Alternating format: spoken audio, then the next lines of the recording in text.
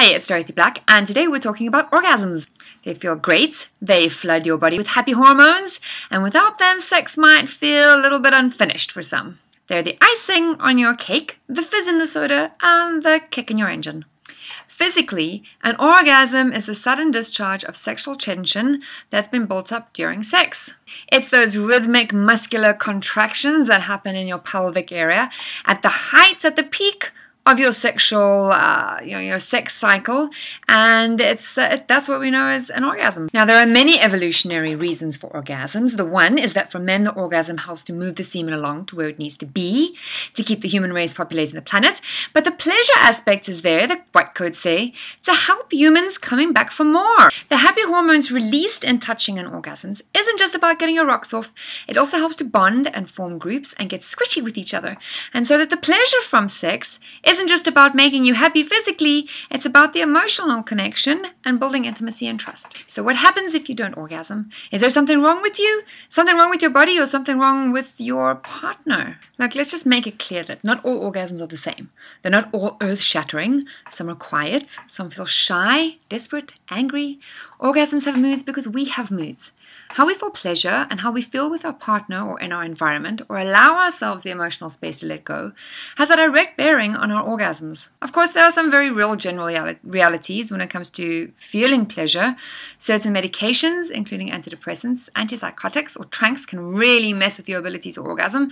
So can drugs and alcohol. So if you're struggling to orgasm or you can't orgasm, it'll benefit you to really look at the medication you're on and maybe discuss the side effects with your doctor. So yes, an orgasm is a physical response to stimulus. Yes, you touch and rub and lick and poke the right way, and chances are your body's going to respond. But sometimes it doesn't, because why? Because sex, pleasure, lust, and orgasm is more than just the nuts and bolts, if this, then that affair. It's organic, it's hormonal, it's mental, it gets triggered by emotions and eroticisms. It's this that makes making blanket proclamations about sexual response so tricky. How or why people get off isn't a one-size-fits-all. So when we look at the problems that come up with the inability to orgasm, there's a lot more to look at than just, are you touching your genitals right? I mean, yes, that's the thing. If you're not being stimulated in the unique way that arouses your body, orgasm won't happen, which means you need to know how to touch yourself and how to tell or show someone how you need to be touched to reach orgasm. If you're not reaching orgasm with a partner, can you reach orgasm by yourself? Do you know how to bring yourself to orgasm? If you don't, the best place to start would be masturbating and experimenting by yourself. And how you find your pleasure and your orgasm doesn't have to look any particular way. There's no right way that it looks. There's no right way that it sounds. There's just your way, and you need to find that. And you can take your time. As long as you get comfortable with your pleasure and how your pleasure looks and that it is uniquely yours, then it's all systems go. But what if it's not that? What if it's more than just mechanics? What if it's more than just about how you're touching yourself and if you're touching yourself the right way? Well, your emotional and mental state plays a huge role in how readily you're able to let go. And that goes for guys and girls. For guys, orgasm might be more automatic, sure, but psychosexual orgasm issues still remain super prevalent. Some guys come before they want to, like premature ejaculation, and others can't come at all.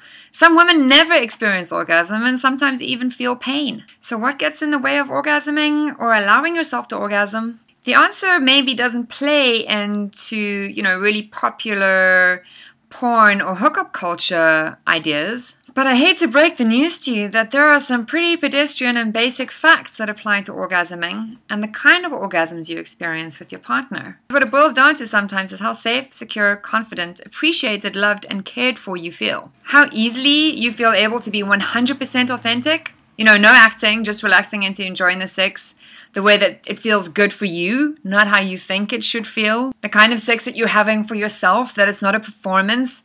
The more easily you're able to relax into that and really enjoy that moment, the more you're able to let go of your inhibitions and release thoughts about being shy or caring about what the other person thinks or what you look like or what you sound like, the easier you'll be able to come. And I'm not saying everyone's idea of feeling safe looks the same. For some, that can mean being held and caressed and told lovely things, and for others, it can mean bondage play, being humiliated, and being controlled. But at the end of the day, we're back to feelings. Nothing more than feelings, which might seem a bit old-fashioned, but there you go. Basically, if your technique is down, and you know you can orgasm by yourself, then the reason you're not orgasming with your partner is either they don't have the techniques down or you're not feeling super comfortable being around them. Either you're not feeling relaxed enough, or your mind is elsewhere, or you're too worried about something, or you're too self-conscious and you don't want to let go. But they're all psychological and feelings-based reasons. Oh, so before I go, this squirting business, that's all very on trend at the moment. So far, science can tell us almost nothing about it, why it happens, not even where it comes from. In fact, some scientists don't even think it's a thing. But then again, they also didn't think women's orgasms were a thing until recently.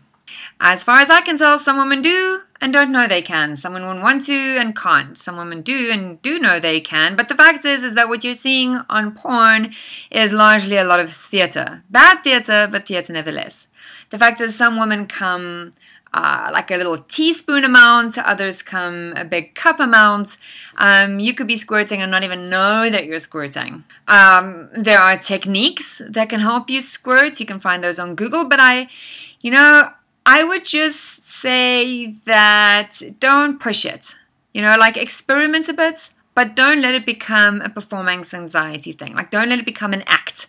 I think sometimes in the bedroom, guys especially are just like really fixated on making their girls come. And so I'm just like, well, if the woman is enjoying her orgasm and she's enjoying sex, then just leave it alone. Like if she's not going to squirt, she's not going to squirt. Just, back off. Allow me to enjoy my goddamn orgasm the way I'm having my orgasm, if you know what I mean. So, yeah, squirting, meh. If you do, you do. If you don't, you don't. You can try, give it a bash, try some techniques, and if you don't get it right, it's no big shakes. However you go about it, I just wouldn't make a big deal out of it because Lord knows we don't need any more reason to have performance anxiety in the bedroom, if you know what I mean. Anyway, happy humping until next time. Ciao!